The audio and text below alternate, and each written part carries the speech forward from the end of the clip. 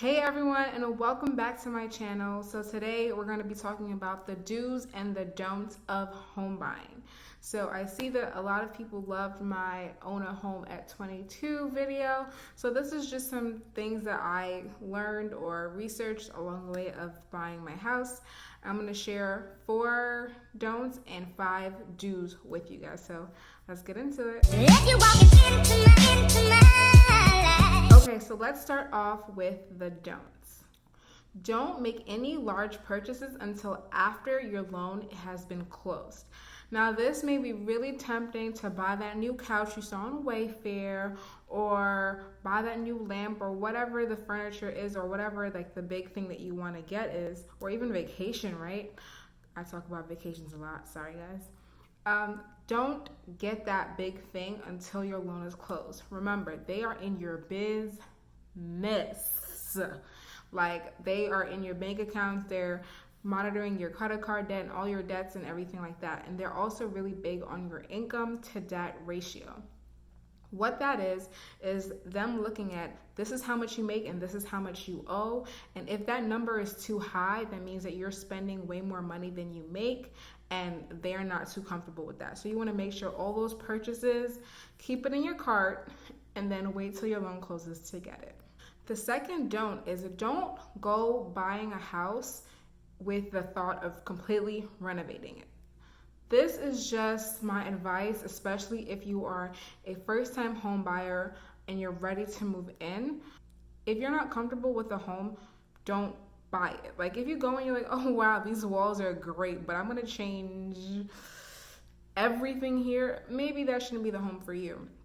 Yes, maybe a little change here and a little bit there, fine. But if you want to completely renovate the home, then keep looking. It's okay. There are tons of houses out there. And think about it this way. You're already spending hundreds of thousands of dollars on a home anyway. Do you want to then go and put on top of that more money for renovations? I don't think so. I think when you move in, the most you want to do is buy your furniture if you don't have it already and be happy, right? The next thing I would say is, during my own a home video at 22, I talked a little bit about the process of buying a home, specifically when you get through the home inspection process. Usually there will always be something wrong. Like, as long as the house was built and you're not the first person in the house, there will usually be something wrong. Now, when you find the thing that's wrong, usually your realtor will say, hey, we're gonna ask the sellers to fix X, Y, and Z. And the sellers will respond to you usually in one of 2 ways. One, they say, I'm gonna give you this amount to fix the issues that were discussed, or they'll give you the option of them doing it themselves. If you are new to home buying and you're not super handy, or you just don't got time for all of that, I would suggest that you don't take the credit. Allow the seller to make the changes that needs to be made already. Allow them to pay for it, and that's one less dollar or one less $1,000 that you have to spend on renovating your home. If you were handy dandy and you're Bob the Builder and you can get it done and you know how to get it done in a cheap and effective way, by all means go ahead. But for people like moi who ain't got them skills, I'm making sure that the sellers get everything handled before I move into the house. And the last don't that I can think of right now is, do not keep the same locks once you get the house. Make sure you change the locks. Now, this may seem really silly and like, duh, but that is something I definitely didn't even think about. I was like, oh wait, that might be a thing. Too many people have access to the keys. The realtor has access, the seller has access. The seller's auntie's cousin's dog, who was removed and put back, and then his uncle came in, has the keys. So for your peace of mind and for your safety, make sure that you change the locks once the house is yours. All right, so now we're gonna go to the do's. We're done with the negativity. Now we're gonna go into the positives and the things that you should do. 1, before you even start really looking, make sure that you have enough for the down payment that you're comfortable with. And also, more than having that down payment, you want to make sure you have enough for those closing costs, which are around 3% of whatever the house costs. You want to make sure you have that And you want to make sure that you have enough money saved for maintenance costs. You are now a owner of a house. Well, hopefully when you get the house, you're an owner. So that is different from renting. The things that you would usually call a landlord for, that is now for you to do. So you want to make sure that you have your like rainy day or your house fund set up and ready to go, so that if anything happens, anything breaks, or anything needs fixing, you're not stressing out and going straight out of pocket for that. You already have something set up for that.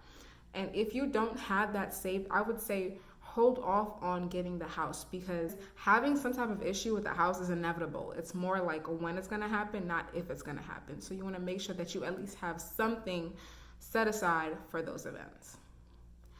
The next thing is making sure that you are pre-approved before you actually go house hunting with your realtor.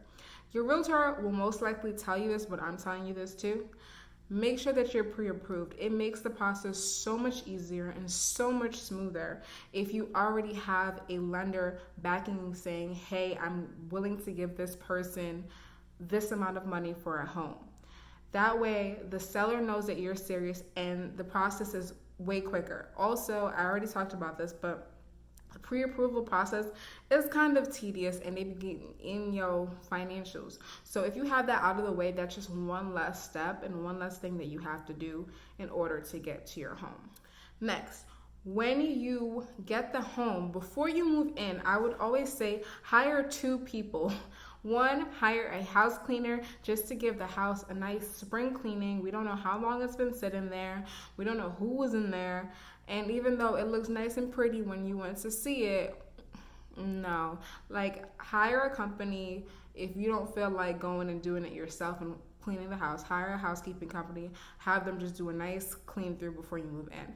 The other thing I would recommend getting, especially if the home that you're buying has been inhabited by other people before you, get an exterminator to just do a look through and even a general sweeping from pests and all that stuff. You don't know what was happening in that home before you, and they're probably not going to tell you that while they're trying to sell you the home.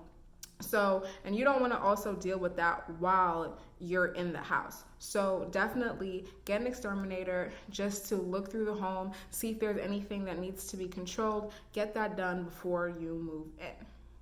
Another thing that I would recommend that you do is get a home warranty. So a home warranty is just something that covers some of the big appliances in the home. So for example, your air conditioning and heating unit.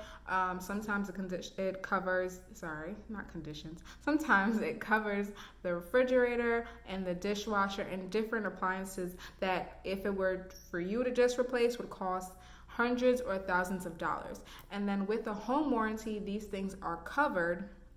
And then if they do break, you just pay deductible or something like that.